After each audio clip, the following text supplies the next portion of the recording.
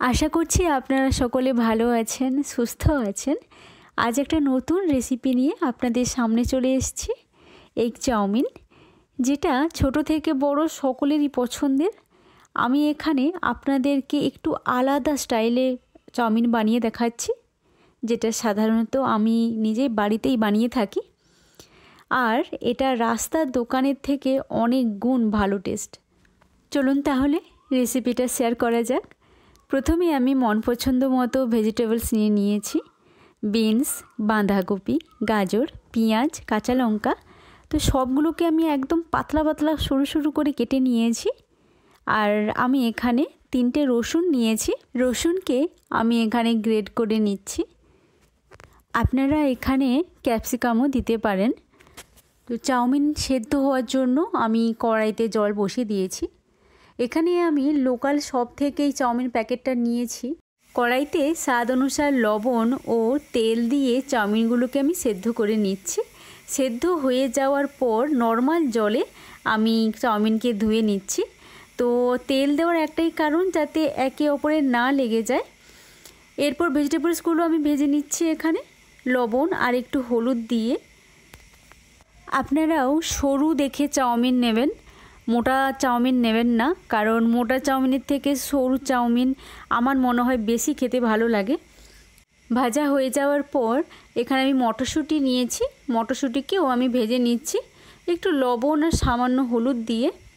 তারপর আমি এখানে 2টো ডিম নিয়েছি। 2টো ডিমকেও আমি ভেজে নিচ্ছি সামান্য লবণ দিয়ে। সব কিছু ভাজা হয়ে যাওয়ার পর কড়াইতে সর্ষের তেল দিয়েছি। আপনারা এখানে রিফাইন্ড অয়েলও ব্যবহার করতে পারেন। তারপর অল্প চাউমিন নিয়ে একটু ভেজে নিচ্ছি। তো সামান্য চাউমিন ভাজা হয়ে যাওয়ার পর তারপর সয়া সস দিয়ে আমি আরেকটু ভেজে নেব। তো এক এক করে আমি অল্প অল্প চাউমিন নিয়ে ভেজে নিচ্ছি।